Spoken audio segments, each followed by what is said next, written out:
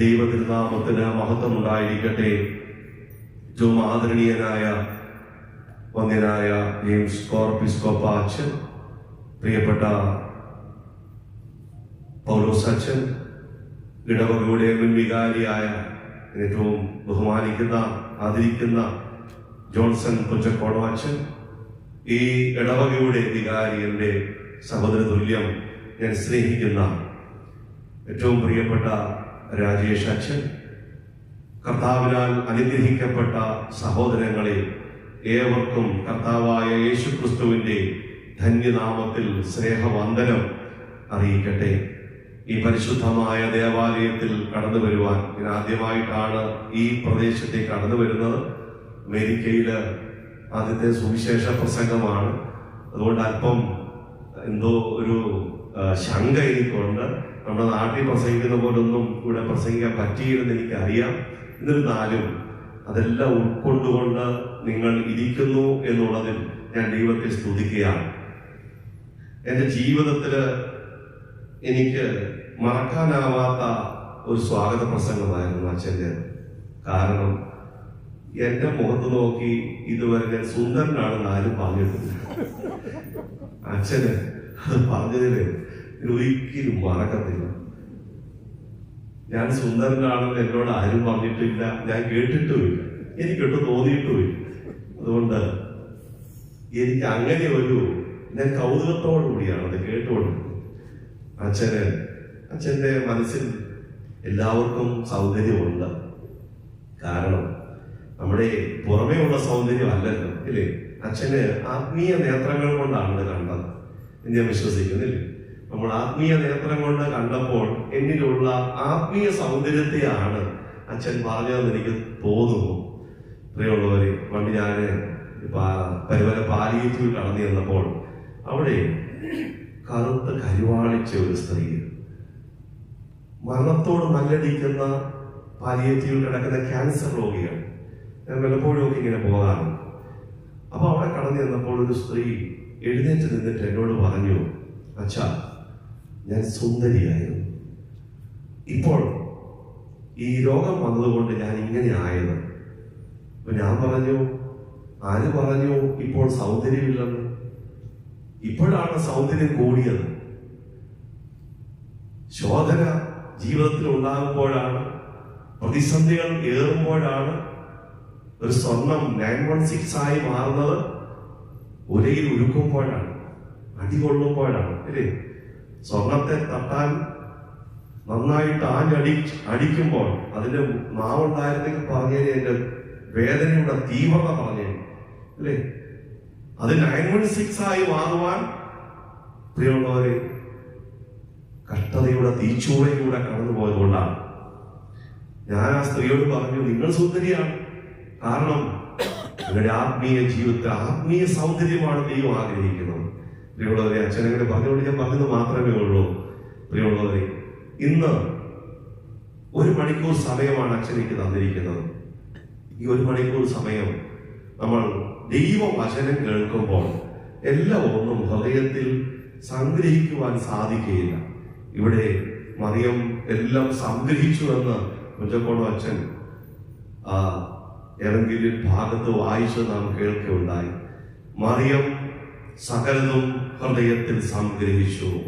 എല്ലാം ഒന്നും നമുക്ക് സംഗ്രഹിക്കാൻ പറ്റുകയില്ല.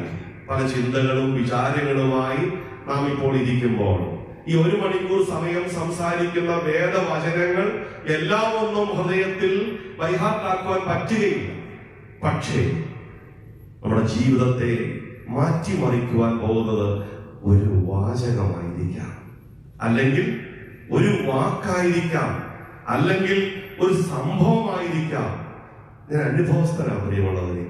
ഞാൻ മിക്കപ്പോഴും ജയിലിൽ പോകാറുണ്ട്, കിടക്കാനല്ല. ജയിൽ മിനിസ്ട്രി, മാവേലിക്കര ഭദ്രാസനത്തിലെ പ്രിസൺ മിനിസ്ട്രി ആൻഡ് ഇവാഞ്ചലിസം എന്നുള്ള പ്രോഗ്രാമിന്റെ ഡയറക്ടറാണ് ഞാൻ. മിക്ക ജയിലുകളിലും പോയി സുവിശേഷം പ്രഘോഷിക്കുകയും വിശുദ്ധ ബൈബിൾ അവർക്ക് സമ്മാനമായി നൽകുകയും ചെയ്യുന്ന ഒരു വലിയ ശുശ്രൂഷ ഞാൻ നിർവഹിക്കുന്നുണ്ട്. മിക്കപ്പോഴും പോകുന്നത് പൂജപ്പുര സെൻട്രൽ ജയിലിലാണ്. അവിടെ എന്റെ പേര് അവിടെ എഴുതി വെച്ചിട്ടുണ്ട്.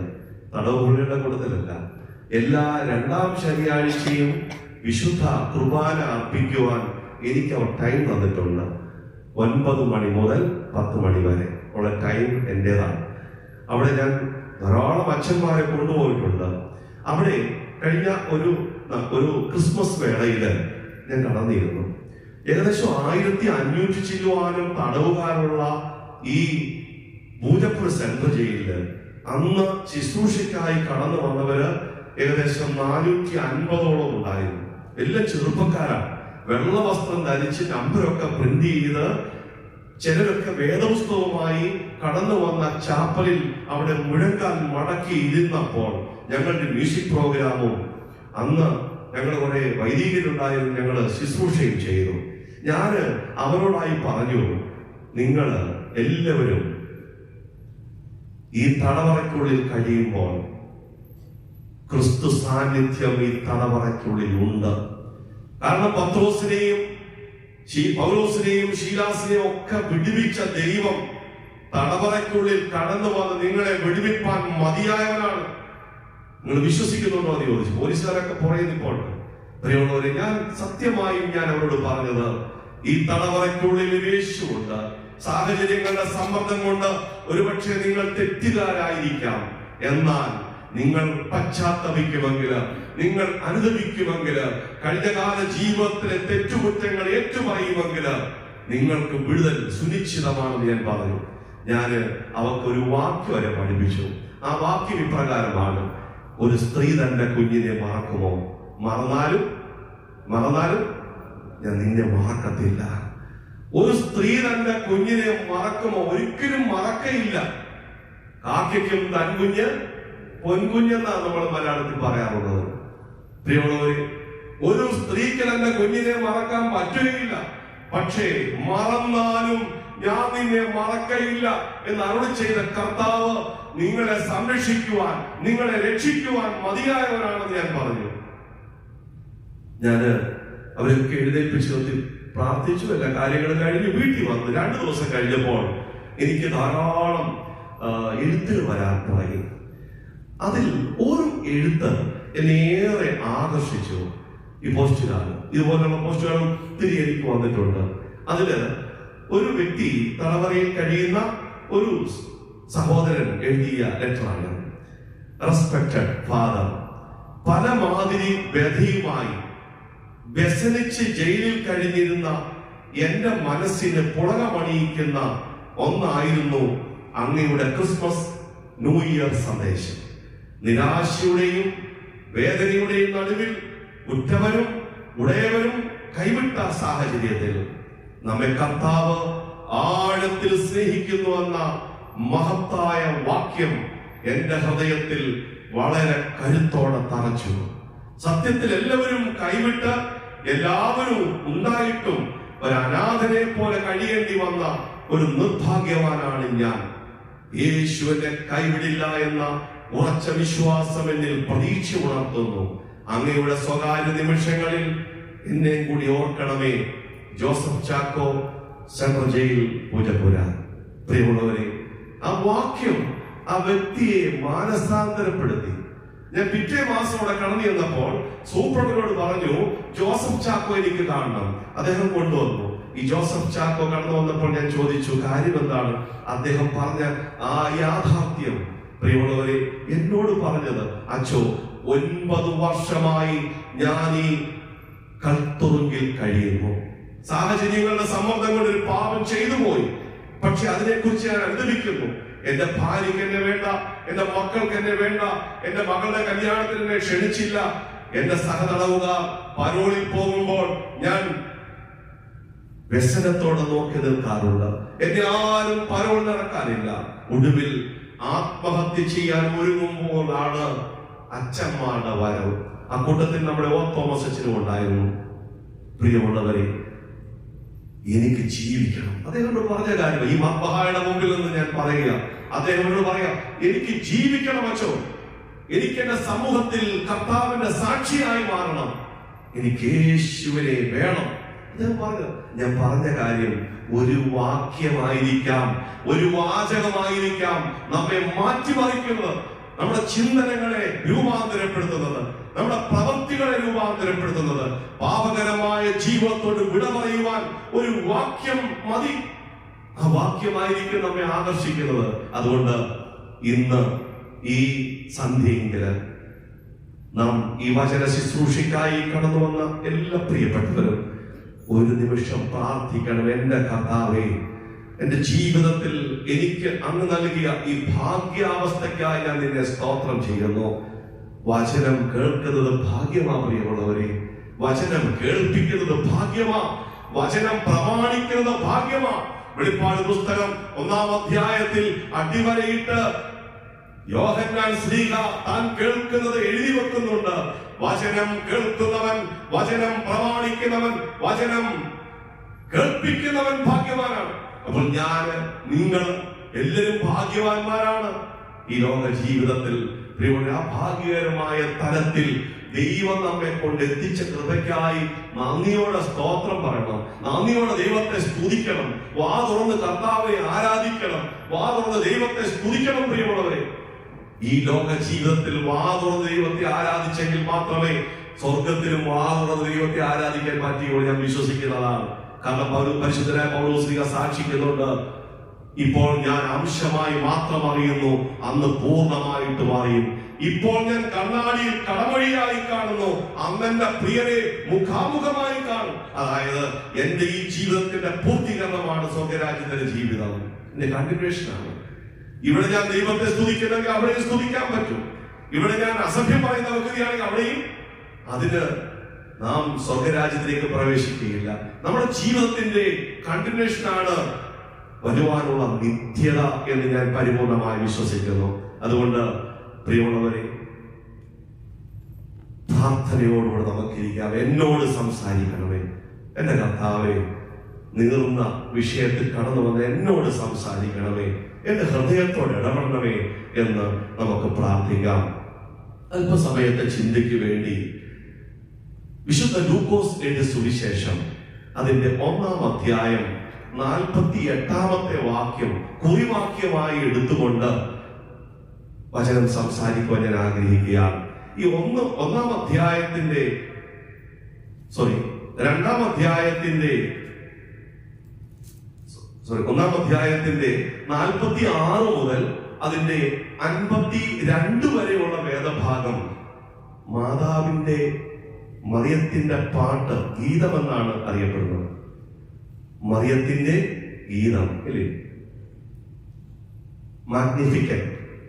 മറിയത്തിന്റെ ഗീതം, മറിയത്തിന്റെ പാട്ട്, അതൊരു വിപ്ലവഗാനം കൂടിയാണ്. ഞാൻ ഇങ്ങനെ വായിച്ചപ്പോൾ അതൊരു വിപ്ലവഗാനം കൂടിയാണ്. എന്തൊക്കെ വിപ്ലവമാണ് അവിടെ? ഒരു മോറൽ റവല്യൂഷൻ ഉണ്ടാവും ഇല്ലയോ? പ്രഭുക്കന്മാരെ സിംഹാസനങ്ങളിൽ നിന്ന് മറിച്ചിടും. മാതാവിന്റെ പാട്ടാ. ഒരു എക്കണോമിക് റവല്യൂഷൻ ഉണ്ട്.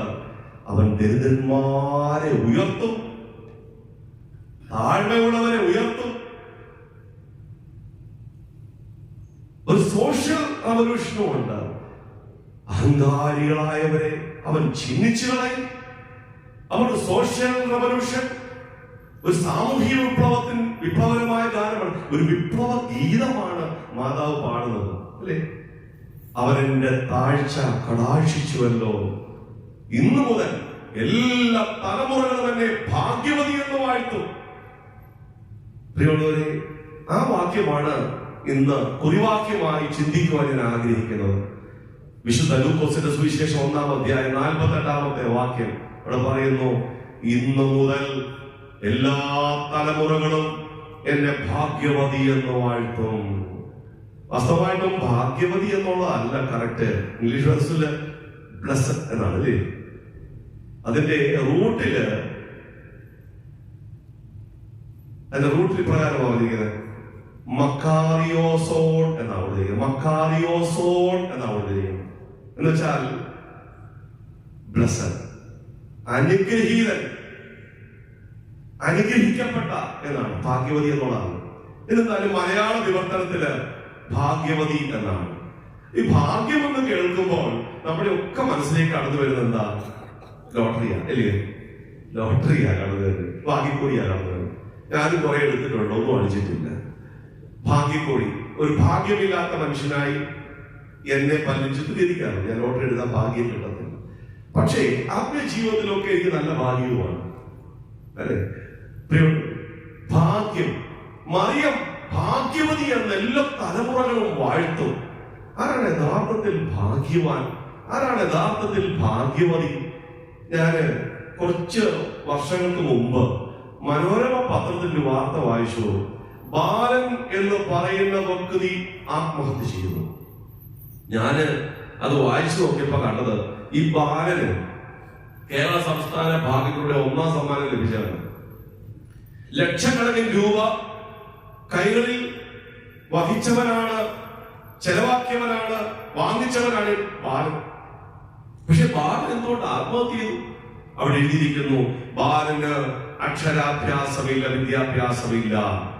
ഈ ബാലൻ കൂട്ടുകാരുമൊക്കെ പണം ദുർവിനിയോഗം ചെയ്തു. ബാലൻ സ്വസ്ഥതയും സമാധാനവും നഷ്ടപ്പെട്ട ആത്മഹത്യ ചെയ്തു. ഒടുവിൽ ബാലൻ ഇതൊന്നും അറിയാതെ ലോട്ടറി ഏജന്റുമാർ തിരുവനന്തപുരം മുതൽ കാസർഗോഡ് വരെ കൊട്ടിഘോഷിച്ചു. ബാലൻ ആരാണ്?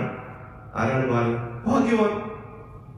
പക്ഷേ ഈ ലോകത്തിൻ്റെതായ നേട്ടം, ഈ ലോകത്തിൻ്റെതായ സൗഭാഗ്യം നമ്മെ അനശ്വരമായ ഭാഗ്യതലത്തിലേക്ക് എത്തിക്കയില്ല. നശ്വരമാണ്. ഈ ലോകത്തിൽ അവസാനിക്കും. ഈ ലോകത്തിന്റെ വിദ്യാഭ്യാസം, സൗന്ദര്യം എല്ലാം ഈ ലോകത്തിൽ അവസാനിക്കും. എന്നാൽ ആത്മീയമായി നാം നേടിയെടുക്കുന്നത് മാത്രമേ നിലനിൽക്കുകയുള്ളൂ. ആ യാഥാർത്ഥ്യം നാം മനസ്സിലാക്കണം. അതുകൊണ്ട് മറിയം ഭാഗ്യവതിയായി തീർന്നു. പ്രിയമുള്ളവരെ, മറിയം എന്തുകൊണ്ടാണ് ഭാഗ്യവതിയായി തീർന്നത്? എങ്ങനെയാണ് മറിയം ഭാഗ്യവതിയായി തീർന്നത്? 3 കാര്യങ്ങൾ ചിന്തിക്കുവാൻ ഞാൻ ആഗ്രഹിക്കുകയാണ്. പ്രിയമുള്ളവരെ, 3 കാര്യങ്ങൾ അവിടെ ചിന്തിച്ച് കവിവാചകങ്ങൾ പറഞ്ഞ വാക്കുകൾ അവസാനിപ്പിക്കാം. ഒന്നാമതായി, വിശുദ്ധ ലൂക്കോസിന്റെ സുവിശേഷം 2-ാം അധ്യായം അതിന്റെ 35-ാമത്തെ വാക്യം വേദപുസ്തകം കൊണ്ടുവന്ന് വായിക്കാം. 2:35. നിന്റെ സ്വന്തം പ്രാണനിലൂടെ ഒരു വാൾ കടക്കും. കണ്ടോ? മറിയം ഭാഗ്യവതിയായി തീർന്നതിന്റെ കാരണം സ്വന്തം പ്രാണനിലൂടെ ഒരു വാൾ കടക്കും. ഒന്ന് ആലോചിച്ച് നോക്കിയേ. ഹൃദയത്തെ ഭേദിച്ചുകൊണ്ട് ഒരു വാൾ കടക്കുമെന്ന് പറയുമ്പോൾ അതിന്റെ വേദന എത്രമാത്രമാണ്? ഒരു മുള്ളു കൊണ്ടാൽ എത്ര വേദനയാണ്, അല്ലേ? ഒരു മുട്ടുസൂചി കൊണ്ടാൽ എത്ര വേദന. ഒന്നും വേണ്ട, ഇഞ്ചക്ഷൻ ചെയ്താലോ വാളക്കാത്ത ആരെങ്കിലും ഉണ്ടോ? അല്ലേ? വേദനയാണ്. ഇഞ്ചക്ഷൻ എടുത്താൽ എനിക്ക് വേദനയാണ്. ഇഞ്ചക്ഷൻ എടുത്താൽ വേദനയാണ്. അപ്പോൾ ഒരു വാള് കടന്നാലും എത്രമാത്രം വേദനയാണ്. അത് മാതാവിന്റെ കഷ്ടപ്പാടിനെ മുൻകൂട്ടി ശമോൻ പ്രവചിച്ചതാണ്. നിന്റെ ഹൃദയത്തിലൂടെ ഒരു വാൾ കടക്കാൻ പോവുകയാണ്. നമ്മുടെ ആത്മീയ ജീവിതത്തിൽ നാം മുന്നേറിക്കൊണ്ടിരിക്കുമ്പോൾ നമുക്ക് പ്രിയമുള്ളവരെ കഷ്ടതകൾ ഏറി വരും. കഷ്ടതയില്ലെങ്കിൽ ദൈവം നമ്മെ സ്നേഹിക്കുന്നില്ല എന്നർത്ഥം. ജീവിതത്തിൽ കഷ്ടപ്പാടും നൊമ്പരവും വേദനകളും ഉണ്ടായെങ്കിൽ മാത്രമേ ദൈവം നമ്മെ ആഴത്തിൽ സ്നേഹിക്കുന്നു മനസ്സിലാക്കുവാൻ കഴിയുകയുള്ളൂ. കഷ്ടപ്പാടിലൂടെ മാത്രമേ ദൈവശബ്ദം കേൾക്കുവാൻ കഴിയൂ. കഷ്ടപ്പാടിലൂടെ മാത്രമേ ദൈവ ദർശനം ഉണ്ടാവത്തുള്ളൂ. വിശുദ്ധ ബൈബിൾ ഉൽപ്പത്തി പുസ്തകം മുതൽ വെളിപാട് പുസ്തകം വരെ നാം വായിക്കുമ്പോൾ എനിക്ക് കാണാൻ കഴിഞ്ഞിട്ടുള്ള ഒരു സത്യം, കഷ്ടപ്പാടിന്റെ നടുവിൽ ഇരുന്ന പ്രവാചകന്മാരോടാണ് കർത്താവ് സംസാരിച്ചിട്ടുള്ളത്. ശരിയല്ലേ? കഷ്ടപ്പാടിലിരുന്ന പ്രവാചകന്മാരോടാണ് കർത്താവ് സംസാരിച്ചിട്ടുള്ളത്. ഉൽപ്പത്തി പുസ്തകം നാം വായിക്കുമ്പോൾ കാണാം, ലാബാന്റെ ഭവനത്തിലേക്ക് യാക്കോബ് ഓടിപ്പോകുന്നു. അവൻ ലൂസ് എന്ന പ്രദേശത്തെത്തിയപ്പോൾ അവനൊരു കല്ല് തലയണയായിട്ട് വെച്ച് കിടന്നുറങ്ങി. ഒരു കല്ല് തലയണയായിട്ട് വെച്ചത് കിടന്നുറങ്ങി. നോക്കിക്കേ, ഉറക്കം വരുമോ? പ്രിയമുള്ളവരെ, അന്ന് വരെ അമ്മയുടെ തുണിത്തുമ്പിൽ നിന്ന യാക്കോബ് ചേട്ടനേക്കാൾ ഉപരിയായി അമ്മ സ്നേഹിച്ച വാത്സല്യ പുത്രനാണ്. അമ്മയുടെ സ്വന്തം മകനാണ്. ഏശാവിനേക്കാൾ കൂടുതലായി സ്നേഹിച്ചു. ഈ മകൻ പട്ടുമത്തയിൽ കടന്നു സുഖകരമായ ജീവിതത്തിലൂടെ കടന്നു പോകുമ്പോൾ അവൻ കടന്നു വന്നൊരു കല്ല് തലയണയായി വെച്ച് കിടന്നുറങ്ങുമ്പോൾ അവന് ദർശനമുണ്ടായി. ഭയപ്പാടിൽ സഹോദരനെ ഭയമോടുമ്പോൾ, വേവനാദി പൂണ്ടോടുമ്പോൾ, പ്രാണരക്ഷാർത്ഥമോടുമ്പോൾ അവന് ദർശനമുണ്ടായി. സ്വർഗം തുറക്കുന്നു, ഒരു കോമേഴിയിൽ കൂടെ ദൂതന്മാർ കയറുന്നു ഇറങ്ങുന്നു. അവൻ ഉറക്കം ഉണർന്നെഴുന്നേറ്റിട്ട് പറഞ്ഞു, ഇത് വാസ്തവമായും ദൈവമുള്ള സ്ഥലം, ഇത് ലൂസ് അല്ല, ഇത് ബഥേലാകുന്നു. കണ്ടോ, ബഥേൽ എന്ന നാമകരണം ചെയ്തു. കഷ്ടപ്പാടിനടുവിൽ ദൈവം സംസാരിച്ചു. ഏലിയാ പ്രവാചകൻ ദൂതൻ വന്നത് അവൻ തളർന്നുറങ്ങിയപ്പോഴാണ്. ചൂരച്ചെടിയുടെ കീഴില് 850 പ്രവാചകന്മാരെയും കൊന്നു. അത്രയ്ക്ക് ധൈര്യശാലിയായ ഈ ഏലിയാവ് ഒരു സ്ത്രീയുടെ മുമ്പിൽ പതറിപ്പോയി. ഈ സഭയുടെ മുമ്പിൽ പതറിപ്പോയപ്പോൾ അവൻ വീണുപോയി. മരിച്ചാൽ മതി കർത്താവേ, എനിക്ക് മരിച്ചാൽ മതി എന്ന് പറഞ്ഞപ്പോൾ അവൻ ഉറങ്ങി. ഒരു ദൂതൻ വന്നവരെ തട്ടി ഉണർത്തി എഴുന്നേക്കാൻ പറഞ്ഞു, ഇതെടുത്ത് കഴിക്കാൻ പറഞ്ഞു. ദൂരയാത്ര ചെയ്യേണ്ടവനാണ് നീ, ശക്തിപ്പെടണം, ദൈവിക ബലം നിനക്ക് ആവശ്യമാണെന്ന് പറഞ്ഞ് അവൻ അപ്പവും വെള്ളവും ഒക്കെ കൊടുത്തു. അവന് ധൈര്യപ്പെടുത്തി. തളർച്ചയുടെ മുമ്പിലാണ് സ്തെഫാനോസ് സഹദ അന്ന് വരെ കാണാത്ത ദർശനമുണ്ടായത് തന്നെ കല്ലെറിഞ്ഞപ്പോഴാണ്. കല്ലെറിഞ്ഞ് കൊല്ലുമ്പോൾ ഈ സ്തെഫാനോസ് സഹദ മുഴങ്കാൽ മടക്കി മുകളിലോട്ട് നോക്കി സ്വർഗം തുറക്കുന്നു. ജീവിതത്തിൽ കഷ്ടത അനുഭവിച്ചപ്പോൾ, വേദനകൾ സഹിച്ചപ്പോൾ, രക്തം ധാരധാരയായി ഒഴുകിയപ്പോൾ സ്വർഗം തുറന്നു. അവൻ അന്നുവരെ കാണാത്ത ദർശനം കണ്ടു. പിതാവിനെയും പുത്രനെയും പരിശുദ്ധ റൂഹായെയും കണ്ടു. ഈ സ്തെഫാനോസ് സഹദ വിളിച്ചു പറയുകയാണ്, ഇതാ സ്വർഗം തുറക്കുന്നു. പിതാവിന്റെ വലത്തുഭാഗത്ത് മശീഹ തമ്പുരാൻ എഴുന്നള്ളി നിൽക്കുന്നു. ഇരിക്കുന്നു എന്നല്ല പറഞ്ഞത്, കാരണം തന്നെ വരവേൽക്കുവാൻ, തന്നെ സ്വീകരിക്കുവാൻ എഴുന്നേറ്റ് നിൽക്കുകയാണ്. ഒരു വീട്ടിലേക്ക് നാം കടന്നു ചെല്ലുമ്പോൾ ആ ഭവനത്തിലെ ഉടമസ്ഥൻ എഴുന്നേറ്റ് നിന്ന് നമ്മെ ആദരിക്കുന്ന ഒരു പ്രവണതയുണ്ടല്ലോ. അത് അതിൽ സർക്കാർ ഹോസ്പിറ്റാലിറ്റി ഉണ്ടല്ലോ. അതുപോലെ സ്വർഗീയ ഭവനത്തിലേക്ക് കടന്നു ചെല്ലുന്ന സ്തെഫാനോസിനെ സ്വീകരിക്കുവാൻ മറ്റെല്ലാ ലേഖനങ്ങളിലും പലയിടത്തും പറഞ്ഞിരിക്കുന്നത് ഇരിക്കുന്നു, എഴുന്നള്ളി ഇരിക്കുന്നു. പക്ഷേ പിതാവിന്റെ വലതുഭാഗത്ത് എഴുന്നള്ളി നിൽക്കുന്ന കർത്താവിനെ സ്തെഫാനോസ് കണ്ടത് തന്റെ വേദനയുടെ നടുവിലാണ്. വെളിപ്പാട് പുസ്തകത്തിലും നമുക്ക് കാണുവാൻ കഴിയും, തന്റെ വാത്സല്യ ശിഷ്യൻ നാടുകടത്തപ്പെട്ടപ്പോൾ പത്മോസ് ദ്വീപിൽ വിവശതയിൽ കർത്തൃദിവസം യോഹന്നാൻ വരുവാനുള്ള സംഭവങ്ങൾ ഒന്നൊന്നായി കാണുകയും കേൾക്കുകയും ചെയ്യുന്നു. തുണി പോലും എടുത്തിട്ടില്ല, കാരണം അന്നത്തെ ചക്രവർത്തി തിളച്ചെണ്ണയിൽ മുക്കി നാടുകടത്തിയതാണ്. ദേഹമെല്ലാം പൊള്ളിക്കുടിതിരിക്കുകയാണ്.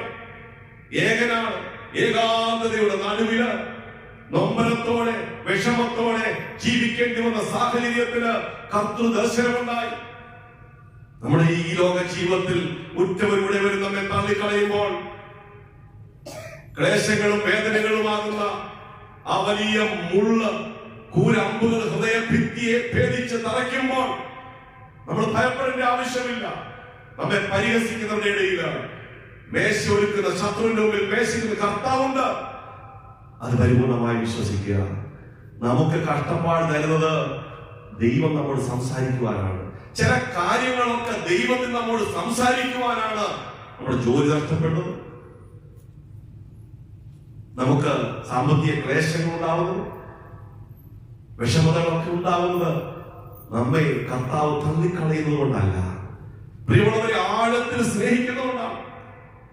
റോബർട്ട് ബ്രൗണിംഗ് എന്ന് പറയുന്ന ഒരു ഭക്തനായ എഴുത്തുകാരൻ ഇപ്രകാരം പറയുന്നുണ്ട്,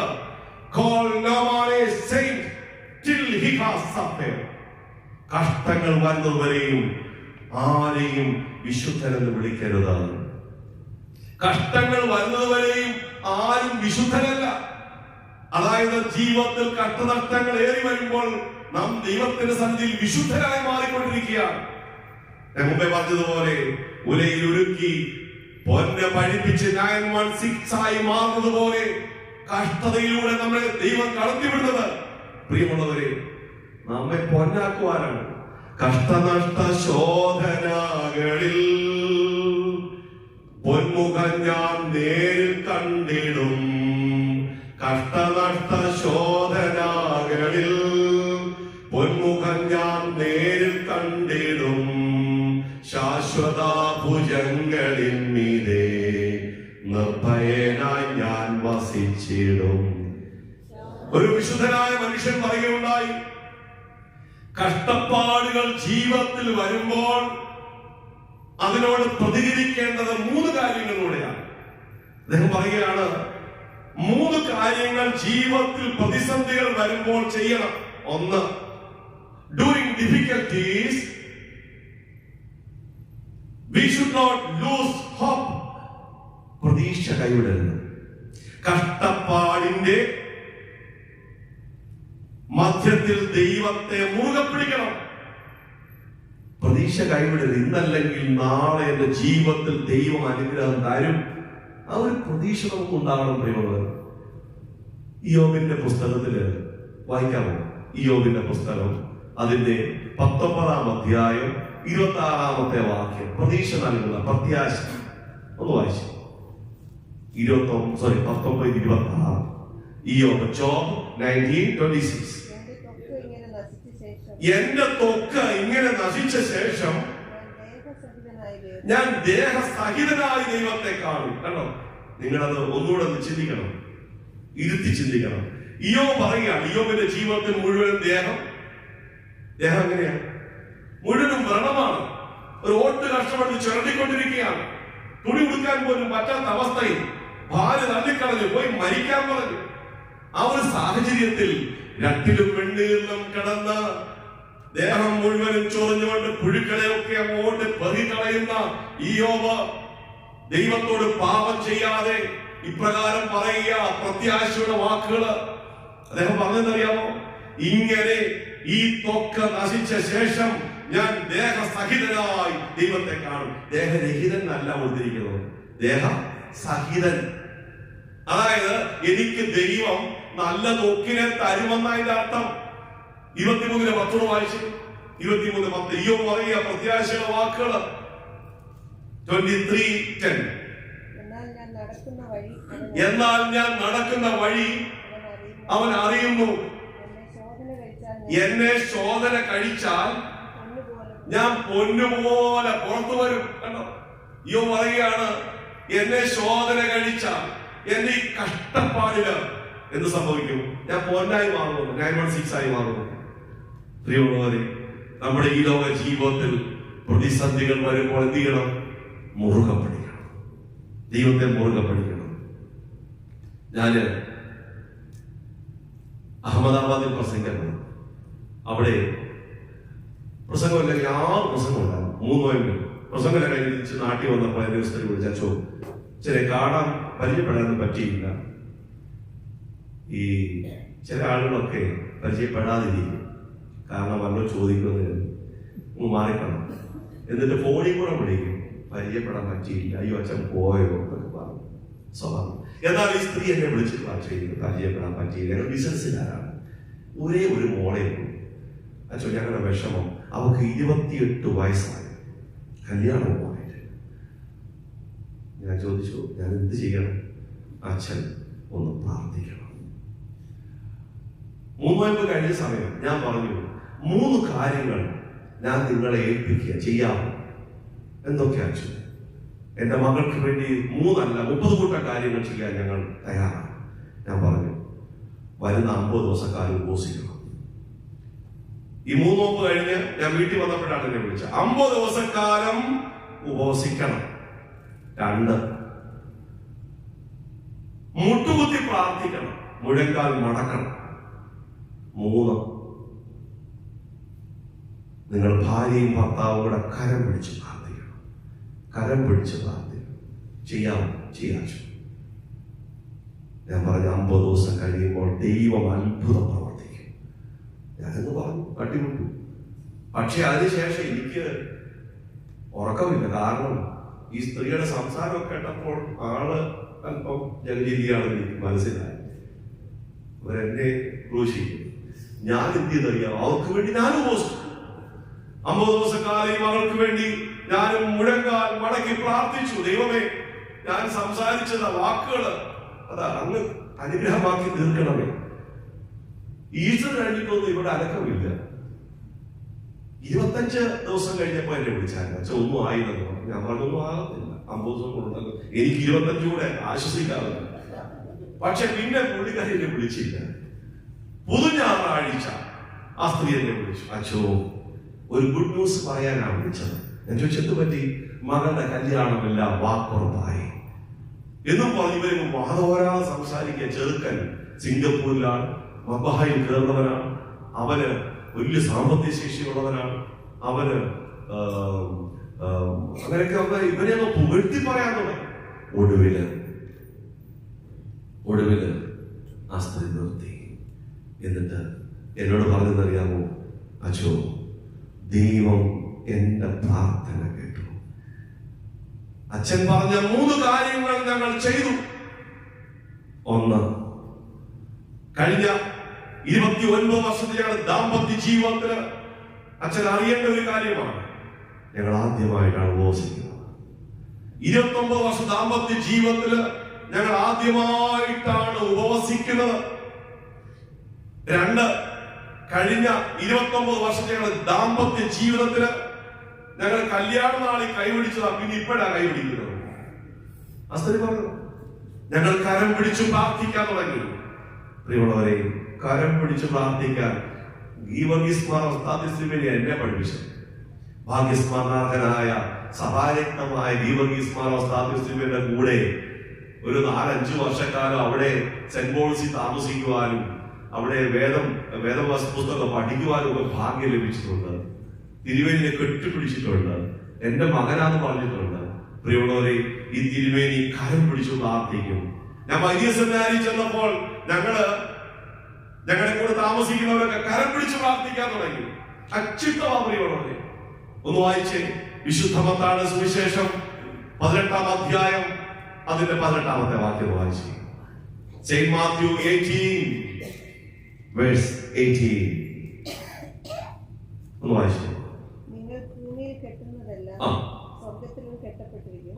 നിങ്ങൾ ഭൂമിയിൽ അഴിക്കുന്നതെല്ലാം അതിനുശേഷം ഭൂമിയിൽ വെച്ച് നിങ്ങളിൽ 2 പേർ യാചിക്കുന്ന ഏതു കാര്യത്തിലും ഐകമത്യപ്പെട്ടാൽ അത് സ്വർഗ്ഗസ്ഥനായ പിതാവ് നിങ്ങൾക്ക് തരും. കണ്ടോ? ഐകമത്യ, യൂണിറ്റി. ഈ കൈപിടിക്കുന്ന എന്തിനാ? യൂണിറ്റി. ഭാര്യ ഭർത്താക്കന്മാർ ഇന്നു മുതൽ കരം പിടിച്ചു പ്രാർത്ഥിക്കണം. അതൊരു അനുഗ്രഹമാ പ്രിയമുള്ളവരെ, അച്യുതമാ. ദൈവകൃപയെ ആവോളം ആസ്വദിക്കുവാൻ കഴിയും. മുഴങ്കാൽ മടക്കി കരം പിടിച്ച് പ്രാർത്ഥിക്കുമ്പോൾ, ഞാൻ 29 വർഷമായി ഞാൻ കല്യാണം കഴിച്ചിട്ട് ഇന്ന് വരെയും കരം പിടിച്ചാണ് ഞാനിപ്പോൾ ഇറങ്ങിയപ്പോഴും ഭാര്യയുടെ കരം പിടിച്ചാണ് ഞാൻ പ്രാർത്ഥിച്ചിട്ടുള്ളത്.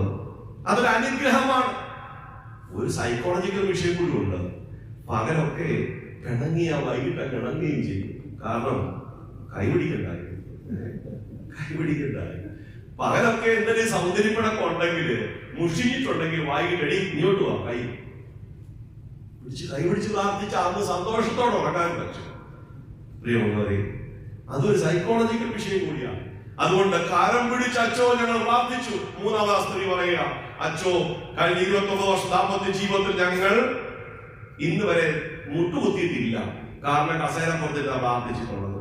ഞങ്ങൾ ഒരു പാതിരിച്ചിട്ട് മുഴങ്കാൽ മടക്കി പ്രാർത്ഥിക്കാൻ തുടങ്ങിയപ്പോൾ അനുഗ്രഹങ്ങളുടെ വരവായി ദൈവകൃപ. താണനിലത്തെ നീരോടും അവിടെ ദൈവത്തോടെ ചെയ്യും. മുഴങ്കാൽ മടക്കി മുട്ടുകുത്തണം പ്രിയമുള്ളവരെ. 1000 തവണ നിന്ന് പ്രാർത്ഥിക്കുന്നതിനേക്കാൾ ഒരു 100 തവണ മുട്ടുകുത്തിയാൽ അനുഗ്രഹം കിട്ടും. ഈ മുട്ടുകുത്തലിന്റെ സാരാംശം അറിയാമോ? എന്തുവാ? കർത്താവേ, ഞാനിതാ എന്നെ തന്നെ സമർപ്പിക്കുന്നു. സറണ്ടർ ചെയ്യുക, കർത്താവിന് വേണ്ടി സമർപ്പിക്കുക. നമ്മുടെ ജീവിതത്തിൽ നിന്ന് മുട്ടുകുത്തി നോക്കാം. എനിക്ക് വേദപുസ്തകത്തിൽ ഒരു വാക്യം ഇഷ്ടമാണ്. മുമ്പേ ഇസബേലിനെ കുറിച്ച് പറഞ്ഞു. ഈ ഇസബേലിന്റെ ഭർത്താവിന്റെ പേര് അറിയാമോ? ഇസബേലിന്റെ ഭർത്താവിന്റെ പേര് ആഹാബ്. ഒരു സമാധാനം, ചെറുപ്പക്കാരൻ. അതിന് സന്തോഷമായി. കാരണം മിക്ക പള്ളികൾ, കേരളത്തിലെ പള്ളിയിൽ പോയാൽ പുരുഷന്മാരൊന്നും മിണ്ടാറില്ല. ഇവിടെ ആ മകൻ, എന്താ മകൻ പേര്? വിശാഖ്. അത് പറഞ്ഞ സംഭവം അപ്പൊ തന്നെ വേദവസ്തു അറിയാം. ആഹാബ് സമ്മാനം കൊടുത്തിട്ടുണ്ട് കേട്ടോ. ആഹാബ്, ഈ ആഹാബ് ഇസബേലിനെ കൊല്ലാൻ കൂട്ടുന്നില്ല. ഏലിയാവിനെ കൊല്ലാൻ കൂട്ടുന്നില്ല. ഇസബേല് തന്ത്രങ്ങൾ മെനഞ്ഞു, അവളെ നായ്ക്കൾ കടിച്ചു കൊന്നു. ആഹാബ് യഹോവയെ ഭയപ്പെട്ടു. അവൻ എന്ത് ചെയ്തറിയാമോ? ദേവാലയത്തിൽ കടന്നു വന്ന് മുഴങ്കാൽ മടക്കി. അപ്പോൾ യഹോവയാം ദൈവം ചോദിക്കുന്ന ഒരു ചോദ്യമുണ്ട്. ഇവരെ ഞാൻ, യഹോവയാം ദൈവം പറയുന്ന ഒരു കാര്യമുണ്ട്, ഇവരെ ഞാൻ കൊല്ലുകയില്ല, ഇവരെ ഞാൻ കൊല്ലുകയില്ല. കണ്ടോ ഇവൻ എന്റെ മുമ്പിൽ മുട്ടുകുത്തി കിടക്കുന്നത്, സാഷ്ടാംഗം പ്രണമിച്ച് കിടക്കുന്ന കണ്ടോ, ഇവരെ ഞാൻ അനുഗ്രഹിക്കും. പ്രിയമുള്ളവരെ, നമ്മുടെ ജീവിതത്തിൽ അനുഗ്രഹം ലഭിക്കണമെങ്കിൽ സാഷ്ടാംഗം ഒന്ന് പ്രണമിക്ക്, ഒന്ന് മുട്ടുകുത്ത്. എന്റെ അപ്പ എന്നോട് കരുണ ചെയ്യണമേ എന്നത് നിലവിളിക്ക്. ദൈവകൃപ ലഭിക്കും. മുഴങ്കാൽ മടക്കി പ്രാർത്ഥിച്ചാൽ ദൈവകൃപ ലഭിക്കും, സംശയമില്ല. എന്റെ വീടിന്റെ അടുത്ത് നമ്മുടെ ഉണ്ണിച്ചാനൊക്കെ അറിയാം. രാജേഷ് അച്ഛൻ്റെ ഫാദറിനോട് ഒന്നിച്ച് ഞങ്ങളുടെ സുവിശേഷ സംഘത്തിൽ ഒന്നിച്ച് പ്രവർത്തിച്ചിട്ടുള്ളവരാണ്. കുന്നംപള്ളിയിലേക്ക്. അവിടെ വർഷങ്ങൾക്ക് മുമ്പ് തമിഴ്നാട്ടിൽ നിന്നും ഒരു ഫാമിലി വന്ന് താമസിക്കാൻ തുടങ്ങി. ആ ഗ്ലാസ് ഫാക്ടറിയുടെ ഭാഗത്ത് 2 പെൺകുട്ടികളുണ്ട്. അവർക്ക് നല്ല സുന്ദരികളാണ്, കാണാൻ നല്ല ചന്തമുണ്ട്, കൊച്ചു പിള്ളേര. ഒരാളിന്റെ പേര് കനകം, ഒരാളിന്റെ പേര് മേരി. ഒരു ടാപ്പാവുന്ന ഒരു ഷീറ്റൊക്കെ അടിച്ച് അവർ താമസിക്കുക. ഉറപ്പൊക്കെ വീടില്ല. പ്രിയമുള്ളവരെ, രാവിലെ ഇറങ്ങും സജീവമായി. എന്തിനറിയാം? ആക്രി വെക്കാൻ കുപ്പി പാട്ടയൊക്കെ പൊതിക്കൊണ്ട് വിറ്റ് അവർ കാശ് സമ്പാദിക്കും. എന്റെ വീട്ടിലും വരും. അങ്ങനെ വർഷങ്ങൾ കടന്നു പോയപ്പോൾ ഈ കനകത്തിന്റെ കല്യാണം കഴിഞ്ഞു. കനകത്തെ കല്യാണം കഴിച്ചത് ഒരു തമിഴ് പയ്യനാണ്. അവൻ നവീൻ. അവനും അക്ഷരമൊന്നും അറിയത്തില്ല, ഒരു 6 അക്ഷരം അറിയത്തില്ല. എന്റെ വീട്ടിൽ വല്ലപ്പോഴും വരും. എന്റെ വീട്ടിൽ വന്നാൽ ഈ ആക്രിയൊക്കെ ഇങ്ങോട്ട് പെറുക്കി തൂക്കും. ഇരുമ്പ് 20 കിലോ. അപ്പൊ ഞാനാണ് നോക്കുന്നത്, എണ്ണം പറയുന്നത് 20 കിലോ. ഞാൻ 25 എഴുതുമോ? ഇല്ല, എഴുതാം. പക്ഷേ ഞാനത് 18 ആക്കും. കാരണം ഈ പാവപ്പെട്ടവൻ കൊണ്ട് വിൽക്കുമ്പോൾ അവന് ഒരു നഷ്ടം വരരുതാണ്. പ്രിയമുള്ളവരെ, പ്ലാസ്റ്റിക് വരച്ച് ഞാൻ 14 എഴുതുന്നു. ടോട്ടൽ കൂട്ടി നോക്കും. ഞാനാണ് കൂട്ടുന്നത്. അവൻ വില പറയും 2400 രൂപ. 2400 രൂപ തന്നു കഴിഞ്ഞാൽ 400 രൂപ കൈ കൊടുക്കും. കാരണം അവൻ നഷ്ടം വരരുത്. ഈ കഴിഞ്ഞിടെ ഈ നവീൻ മാത്രമേ വന്നുള്ളൂ. എല്ലാം കെട്ടിപ്പൊറുക്കി വെച്ച് കഴിഞ്ഞപ്പോ ഞാനോട് ചോദിച്ചു, ഈ മേരി എന്ത് ചെയ്യും, കനകം എന്ത് ചെയ്യും? ഒത്തിരി നാളായല്ലോ കണ്ടിട്ട്. അപ്പോൾ ഈ നവീൻ പറയുകയാണ്, അച്ഛോ ഞങ്ങളൊരു വീട് വെച്ചു. ഞാൻ അത്ഭുതം കൂടുന്ന വഴിയോടെ നോക്കുന്നു. സ്വാഭാവികമായിട്ടൊരു ചോദ്യം വരാം. ഞാൻ ചോദിച്ചു, വലിയ വീടാ? ആ വലിയ വീടാ. ഒരു സാമാന്യ വലിയ വീടാച്ചോ, 2500 സ്ക്വയർ ഫീറ്റ് ഉണ്ട്. അത് കഴിഞ്ഞ് എന്റെ അടുത്ത ചോദ്യം, നവീനെ ആക്രിയൊക്കെ പെറുക്കി വിറ്റ കാശ് കൊണ്ടാണോ, മിച്ചം പിടിച്ച കാശ് കൊണ്ടാണോ ഉണ്ടാക്കിയത്? അതിന് മറുപടിയോ പറഞ്ഞില്ല. അതാണ് ഞാൻ പറയാൻ പോകുന്നത്. അവനതിന് മറുപടി പറഞ്ഞില്ല. അവൻ അക്ഷരം അറിയത്തില്ല, തിയോളജി അറിയത്തില്ല. അവനാകെ അറിയാവുന്നത് ഒറ്റ ജോലി മാത്രമേ ഉള്ളൂ: നിഷ്കളങ്കരായി ആക്രി പെറുക്കി വിറ്റ് കുടുംബത്തെ പോറ്റുക. അത് മാത്രമേ അവൻ അറിയത്തുള്ളൂ. അവൻ എന്നോട് പറയുകയാണ്, ഒരു ചെറിയ ഒരു നിശബ്ദതയ്ക്ക് ശേഷം, അച്ഛോ എന്റെ കർത്താവ് തന്നതാ എന്റെ ഭവനം. ഞാൻ ചൂടുപോയി. എന്റെ കർത്താവ് തന്നതാണ് ഈ ഭവനം. എന്നിട്ട് അവൻ പറയാ, വെളുപ്പങ്കാലത്ത് 3 മണി സമയത്ത് ഞാനും എന്റെ ഭാര്യയും എന്റെ സഹോദരിയും എഴുന്നേൽക്കും.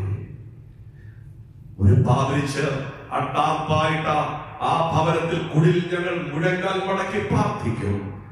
അപ്പാ എന്ന് വിളിച്ച് കരയും. അവൻ പറഞ്ഞ കാര്യം ഞാൻ അപ്പാടെ പറയുക.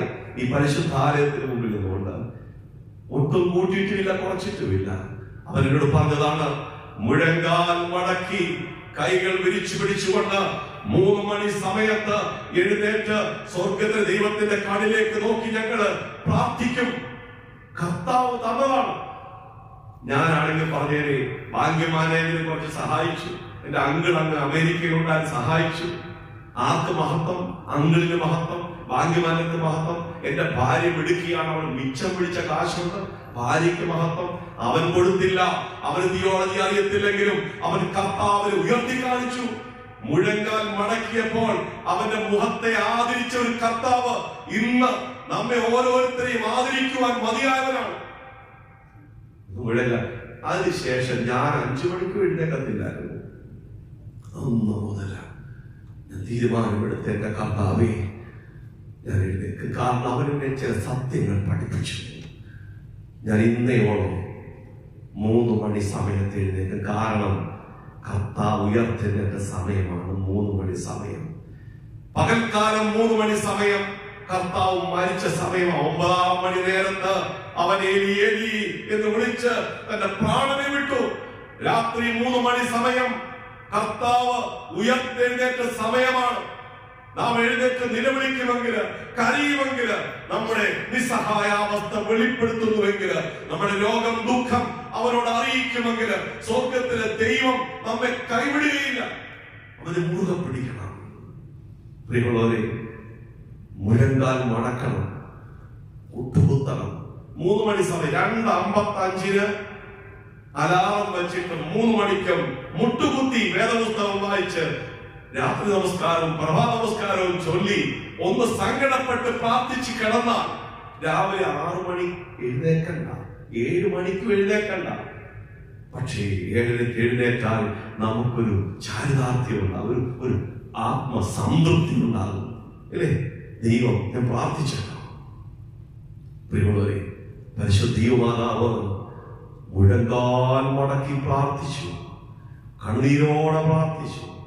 ദൈവമായിട്ടുള്ള അഭേദ്യമായ ബന്ധം കഷ്ടതയുടെ നടുവിൽ നീർന്ന അനുഭവത്തിലൂടെ കടന്നുപോയി.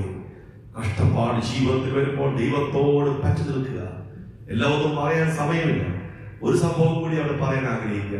ഒരിക്കൽ ഞാൻ പുസ്തകം വായിച്ചപ്പോൾ മനോരമയുടെ കൈത്തിരി എന്നൊരു മാഗസിനാണ് ഞാൻ ഇടയ്ക്ക്. അതില് ഒരു മനുഷ്യന്റെ ചരിത്രം എഴുതിയിരുന്നതിന് അത്ഭുതമായി ഞാൻ കണ്ടു. ഒരു വലിയ മനുഷ്യനാപ്രിയമുള്ളവരെ, ഭക്തനാണ് അദ്ദേഹം. 25-ാമത്തെ വയസ്സിൽ തുടങ്ങിയ കഷ്ടപ്പാടാണ്.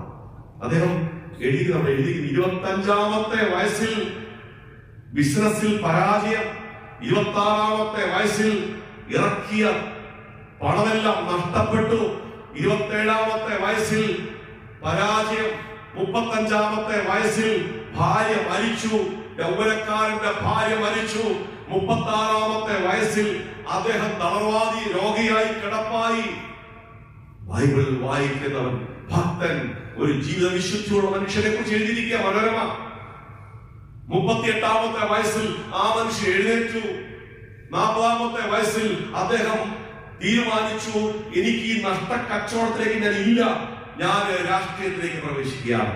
രാഷ്ട്രീയത്തിലേക്ക് പ്രവേശിച്ചപ്പോൾ രാഷ്ട്രീയക്കാരെല്ലാം കൂടെ പറഞ്ഞു ഇലക്ഷൻ നിൽക്കണമെന്ന്. 45-ാമത്തെ വയസ്സിൽ അദ്ദേഹം ഇലക്ഷനിൽ നിന്ന് തോറ്റുപോയി. 50-ാമത്തെ വയസ്സിൽ അദ്ദേഹം ഇലക്ഷനിൽ നിന്നു എതിരാളി ജയിച്ചു, തോറ്റുപോയി. 25 തുടങ്ങിയതാണ് കഷ്ടപ്പാട്. 56-ാമത്തെ വയസ്സിൽ വൈസ് പ്രസിഡന്റ് സ്ഥാനത്തേക്ക് മത്സരിച്ചു, ദയനീയമായി പരാജയപ്പെട്ടു.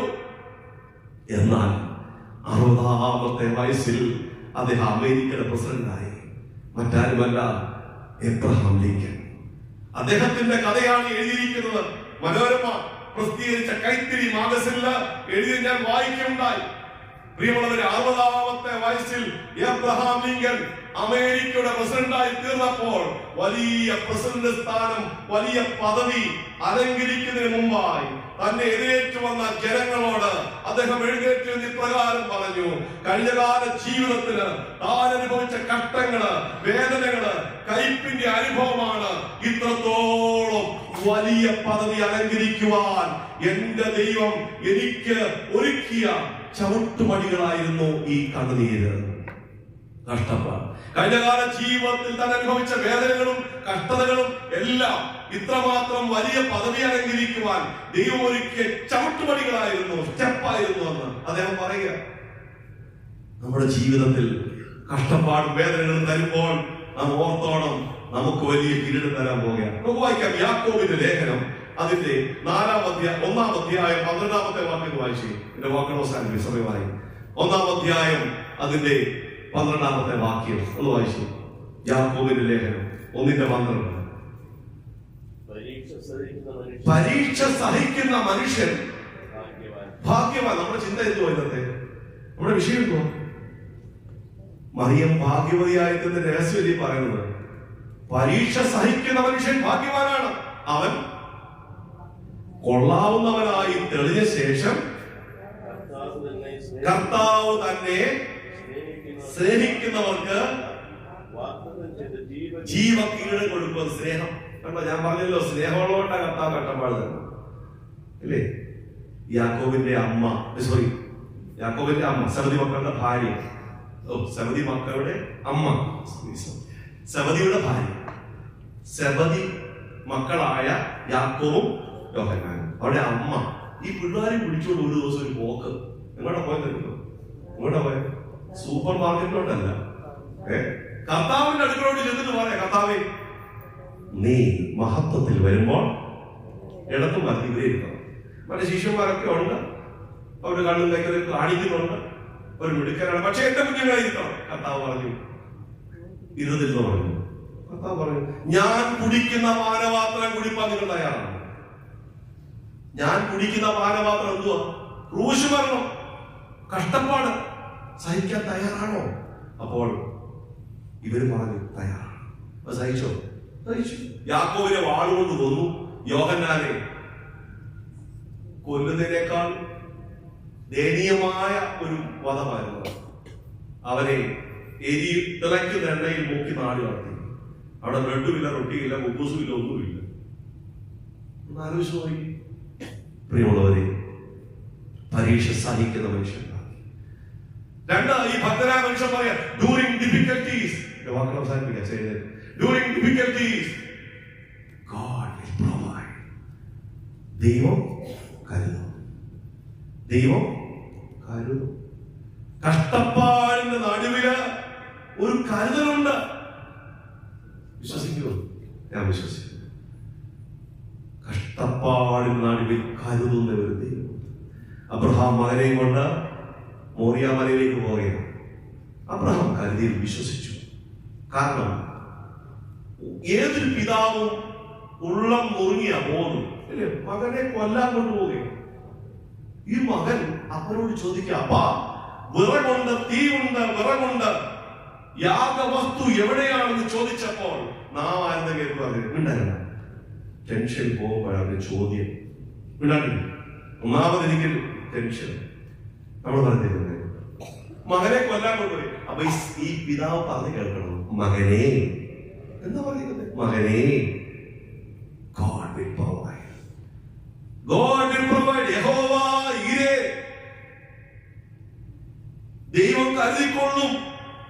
പിന്നെ പറയുക, അവൻ തന്റെ കൂടെ വന്നവരെയൊക്കെ അവിടെ ഇരുത്തിട്ട് പറയുക, ഞാനും മകനും അവിടത്തോളം പോയി ആരാധന കഴിച്ചു മടങ്ങി വരും. നിശ്ചയദാർഢ്യം. ഒരു പ്രതികൂലം വന്നപ്പോൾ നിശ്ചയദാർഢ്യം. പ്രിയമുള്ളവരെ, പ്രതീക്ഷയുടെ വാക്കുകളെ പറയാവൂ കേട്ടോ. അതുകൊണ്ട് ഞാൻ കൂടുതൽ ഞാൻ കടക്കുന്നില്ല. പ്രതീക്ഷയുടെ വാക്കുകൾ മാത്രം നമ്മൾ പറയാവൂ. എപ്പോഴും നെഗറ്റീവ് പറയുന്നു, പോസിറ്റീവ് പറയാവൂ. കഴുത 10 പ്രാവശ്യം കഴുതെന്ന് പറഞ്ഞാൽ അവൻ കഴുതയായിരിക്കും. നമ്മുടെ വാക്കിന് വിലയുണ്ട്. നാശപ്പെടിയ നശിച്ച പനി. നെഗറ്റീവ് പറയുന്നത് പോസിറ്റീവാണ്. 100 മാർക്ക് മോനെ, 100ൽ 60 നല്ല മാർക്ക് മോനെ. ദൈവം നിന്നെ അനുഗ്രഹിക്കട്ടെ. നമ്മൾ നിരാശയുടെ വാക്കുകൾ പറയരുത്. പോസിറ്റീവ് എനർജി ഉണ്ടാക്കണം നമ്മൾ ഭവനത്തിൽ.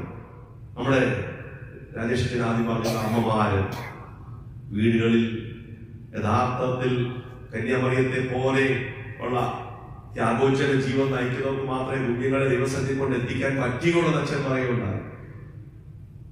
അമ്മമാര് സഹനത്തിന്റെ മാതൃകയായിരിക്കണം, ക്ഷമയുടെ മാതൃകയായിരിക്കണം. അമ്മമാര് പോസിറ്റീവായിട്ടുള്ള കാര്യങ്ങൾ പറയണം. അത് അച്ചിട്ടമാണ്. 10 പ്രാവശ്യം ഒന്ന് പറഞ്ഞു നോക്കും, ഞാൻ ജയിക്കും, നല്ല മാർക്ക് കിട്ടും, ദൈവം തരും, ദൈവം തരും. പോസിറ്റീവായിട്ടുള്ള പറയും. വേദപുസ്തകം പഠിപ്പിക്കുന്ന കാര്യമായിരുന്നു. ഒന്ന് വായിക്കും. യോവേൽ പ്രവാചകന്റെ പുസ്തകം അതിന്റെ 3-ാം അധ്യായം 10-ാമത്തെ വാക്യത്തിൽ യോവേൽ 3:10 വായിച്ചു. പിതാക്കന്മാരൊക്കെ പ്രത്യാശയുടെ വാക്കുകൾ പറഞ്ഞിട്ടുണ്ട്. ദാവീദ് രാജാവ് പറഞ്ഞു, ഞാൻ എന്റെ ദൈവത്താൽ മതിൽ ചാടിക്കടക്കും. ഗോലിയാത്തിന്റെ മുമ്പിൽ നിന്നുകൊണ്ട് പറഞ്ഞു, ഞാൻ നിന്നെ കീഴ്പ്പെടുത്തും. നെഹമ്യാവ് പറഞ്ഞു, എന്റെ ദൈവത്താൽ ഞാൻ കാര്യം സാധിപ്പിക്കും. നിശ്ചയദാർഢ്യം, ഉറപ്പ്. ഒന്ന് പറഞ്ഞു വായിച്ചു. നിങ്ങളുടെ കൊഴുക്കളെ വാളുകളായും വാക്കത്തികളെ കുന്തങ്ങളായും അടുപ്പി. ദുർബലൻ തന്നെത്താൻ വീരനായി മതിക്കട്ടെ. ഇംഗ്ലീഷ് വേദോസ്തിൽ പഠിക്കുന്നത് അറിയാം. Let the weak say I am strong എന്നാണ് എഴുതിയിരിക്കുന്നത്. Let the weak say I am strong. ബലഹീനൻ പറയട്ടെ താൻ ബലവാനെന്ന്. കണ്ടോ, ദുർബലൻ എന്നാണ് ഇവിടെ മലയാളത്തിൽ കൊടുത്തിരിക്കുന്നത്. ദുർബലൻ താൻ വീരനായി മതിക്കട്ടെ. Let the weak say I am strong. ബലഹീനൻ പറയട്ടെ താൻ ബലവാനെന്ന്. വിശ്വാസത്തിന്റെ പ്രത്യാശയുടെ വാക്കുകൾ ഒരു ക്രിസ്ത്യാനി, ഒരു ദൈവപൈതൽ എപ്പോഴും പറയണം. പ്രിയമുള്ളവരെ, നിരാശയുടെ വാക്കുകൾ ഇനിയും നമ്മുടെ നിഘണ്ടുവിൽ കാണരുത്. പ്രത്യാശയുടെ വാക്കുകൾ മാത്രമേ പറയാവൂ. ദൈവം തരും, ദൈവം നടത്തും, ദൈവം കൃപ ചെയ്യും. വിശ്വാസത്തിന്റെ വാക്കുകൾ പറയണം. Let the weak say I am strong. ബലഹീനൻ പറയട്ടെ താൻ ബലവാനെന്ന്. അങ്ങനെയെങ്കിൽ രോഗി പറയട്ടെ, എന്റെ കർത്താവിന്റെ അടിപ്പിടലാൽ എനിക്ക് സൗഖ്യം വന്നതുകൊണ്ട് ഞാൻ സുഖമുള്ളവരെന്ന്. 10 പ്രാവശ്യം പറ. എന്റെ രോഗമെല്ലാം മാറും, എന്റെ ക്ഷീണമെല്ലാം മാറും, എന്റെ കർത്താവ് എനിക്ക് തുണയാണ്. അങ്ങനെയെങ്കിൽ സാമ്പത്തികമായി ബുദ്ധിമുട്ട് അനുഭവിച്ചവർ പറയട്ടെ, ഞാൻ ആരാധിക്കുന്ന എന്റെ കർത്താവ് ബഹുസമ്പന്നനാകൊണ്ട് ഞാൻ സമ്പന്നനാണ്. പഠിക്കാൻ ബുദ്ധിയില്ലാത്ത കുഞ്ഞുങ്ങൾ പറയട്ടെ, യഹോവ ഭക്തി ജ്ഞാനത്തിന്റെ ആരംഭമായതുകൊണ്ട് എനിക്ക് ബുദ്ധിയുണ്ട്. വിശ്വാസത്തിന്റെ വാക്കുകൾ. അങ്ങനെയെങ്കിൽ പൈശാചിക അടിമമുഖത്തിൽ കഴിയുന്ന വ്യക്തി ജീവിതങ്ങൾ പറയട്ടെ, നിരാശയുടെ പടുകുഴിയിൽ കഴിയുന്നവർ പറയട്ടെ, സ്ത്രീയുടെ സന്തതി സർപ്പത്തിന് വരെ തകർന്നതുകൊണ്ട്, ക്രൂശിൽ ജയോത്സവം ആചരിച്ചതുകൊണ്ട് ഞാൻ സ്വതന്ത്രനാണ്. വിശ്വാസത്തിന്റെ വാക്കുകൾ പറയണം. പ്രയോഗം. കുഞ്ഞുങ്ങളൊക്കെ ഉറങ്ങിക്കിടക്കുമ്പോൾ കൈവച്ച് പ്രാർത്ഥിക്കണം, കർത്താവേ ഈ കുഞ്ഞിനെ അനുഗ്രഹിക്കണം. 10 പ്രാവശ്യം പറയണം, അനുഗ്രഹിക്കണം. കുഞ്ഞ് അനുഗ്രഹിക്കപ്പെടും, അനുഗ്രഹിക്കപ്പെടും, അനുഗ്രഹിക്കണം. മർത്തോമാ സഭയിലെ ഒരു സുവിശേഷൻ എന്നോട് പറയുകയുണ്ട്, അച്ഛോ, എന്റെ ഒരു കൂട്ടുകാരൻ പണ്ട് പഠിച്ചതാണ്. 1-ാം ക്ലാസ് മുതൽ 5-ാം ക്ലാസ് വരെ പഠിപ്പിനെ കണ്ടിട്ടില്ല. അവൻ വന്നാൽ മൂക്കളെ ഒലിപ്പിച്ച് കൈ കാലുമെല്ലാം ചോറിയാണ്. പണ്ടത്തെ കാലമില്ലേ, പഠിക്കാൻ കൊള്ളയാണ്. ഒരു ദിവസം വന്ന ഒരാഴ്ച പള്ളിക്കൂടത്തിൽ വരും. അവനങ്ങ് പോയി. കുറച്ച് വർഷങ്ങൾ കഴിഞ്ഞ ഈ കഴിഞ്ഞിടെ തിരുവല്ല ട്രാൻസ്പോർട്ട് ബസ് സ്റ്റാൻഡിന്റെ മുമ്പിൽ ഞാൻ ബസ് കാത്തു നിൽക്കുമ്പോൾ ഈ സുവിശേഷകൻ ഒരു ഹൈടെക് കാർ വന്നതിന്റെ മുമ്പിൽ നിൽക്കും. ഗ്ലാസ് താഴ്ന്നു. ഒരു സുമുഖനായ ചെറുപ്പക്കാരൻ, ഫാമിലി. അവൻ ഇറങ്ങി വന്നിട്ട് എന്നെ കെട്ടിപ്പിടിച്ചു. എന്നിട്ട് പറഞ്ഞു, എന്നെ നിനക്കറിയാവോ? ഇല്ല. എടാ, ഞാൻ നിന്റെ പഴയ ചാണ്ടിയാണ്. അവന്റെ പേര് ചാണ്ടിയാണ്. ഈ മൂക്കളെ ഒലിപ്പിച്ചുകൊണ്ട് അവനെ മൂക്കള ചാണ്ടി എന്നാ പേരിട്ടത്. എടാ, ഞാൻ നിന്റെ പഴയ മൂക്കള ചാണ്ടിയാണ്. അപ്പോ നീ, ഞാനിപ്പോ ഓസ്ട്രേലിയയിലാണ്, എനിക്ക് നല്ലൊരു കമ്പനി ജോലി കിട്ടി, നീ എങ്ങനെ എപ്പ പോയി? ഇവരിങ്ങനെ കൊണ്ടടിച്ചു നിൽക്കുക. എന്റെ ഭാര്യയാണ്, മക്കളാണ്. അവൻ പറഞ്ഞു കേൾക്കണം, ഞാൻ എന്നെ എടുത്തുകൊണ്ട് പോകുമ്പോൾ ആ അവസ്ഥയിൽ എന്റെ അമ്മ കരം വെച്ച് പ്രാർത്ഥിക്കുമായിരുന്നു, ഈ മകനെ നീ ഉയർത്തണമേ, അനുഗ്രഹിക്കണമേ എന്ന്. എല്ലാരും തഴഞ്ഞു. പക്ഷെ അവനെ നീ ഉയർത്തി. നമ്മുടെ കുഞ്ഞുങ്ങളൊക്കെ അനുഗ്രഹിക്കപ്പെടും. മാതാവേ, പിതാവേ, മുഴങ്കാൽ മടക്കി കണ്ണുനീരോടെ ആ കുഞ്ഞിന്റെ ദേഹത്ത് കരം വെച്ച് അവനെ കുറ്റം ആരോപിക്കാതെ, അവനെ വഴക്കു പറയാതെ, അവന്റെ ബലഹീനതയിൽ അവനെ പ്രാർത്ഥിക്കും, ദൈവം അവനെ അനുഗ്രഹിക്കും, സംശയമില്ല. പ്രിയമുള്ളവരെ, കരുതുന്ന ഒരു ദൈവമുണ്ട്. ഞാൻ ആ കരുതൽ അനുഭവിച്ചറിഞ്ഞുകൊണ്ട് ധാരാളം സമയം. ഞാൻ ഒരു അനുഭവം കൂടി പറയാം. ഞാൻ അച്ഛൻ പറഞ്ഞല്ലോ, ഓർഫണേജ് ഈ അരിഞ്ഞു നടക്കുന്നവരെയൊക്കെ ഞാൻ വിളിച്ചോണ്ട് ഞാൻ തലമുടി വെക്കുന്നത്, അവരെയൊക്കെ തലമുടിയും വെട്ടി കുളിപ്പിച്ച് വൃത്തിയാക്കി ആകുന്നു ചോദിക്കുന്നത് ഞാൻ തന്നെ. 25 വർഷം ഒന്ന് സഭയ്ക്കാണ് കൊടുത്തു, ഒന്ന് കൈ നടന്നു. അവിടെ ഒരു ദിവസം കുർബാന ചൊല്ലി കഴിഞ്ഞപ്പോൾ ഒരു ഫോൺ വന്നു. ഒരു മാനസിക രോഗി മറ്റൊരു മാനസിക രോഗിയെ വിറകെടുത്ത് അടിച്ചെന്നു. അവന്റെ തല പൊട്ടി, അവൻ രക്തത്തിൽ കുളിച്ചു കിടക്കും. ഞാൻ അവിടുന്ന് ഒരു പിടിച്ചു വന്നു, ആംബുലൻസ് എടുത്തു, ശബ്ദവും പൊളിച്ചൊക്കെ ഇട്ടു, നിരവധി ശബ്ദമൊക്കെ കൊണ്ട് ഇട്ടിട്ട് നേരെ പോയത് എങ്ങോട്ടെന്നറിയാമോ? പുഷ്പഗിരി.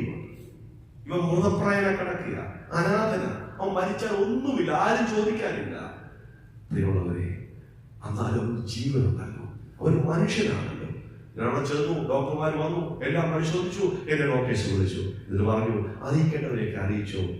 എന്നിട്ട് ഒരു ലേഡി ഡോക്ടറിനോട് ചോദിച്ചു, അച്ഛൻ ബ്രെയിൻ കണ്ടിട്ടുണ്ടോ? ഞാൻ പറഞ്ഞില്ല, കണ്ടോളാൻ പറഞ്ഞു.